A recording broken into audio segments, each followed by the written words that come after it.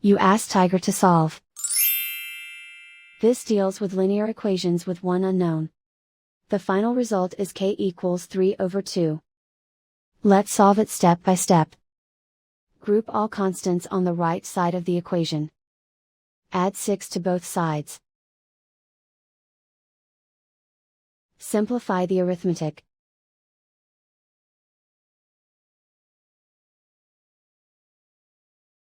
Isolate the k. Divide both sides by 4. Simplify the fraction. Find the greatest common factor of the numerator and denominator. Factor out and cancel the greatest common factor. And so the final result is k equals 3/2.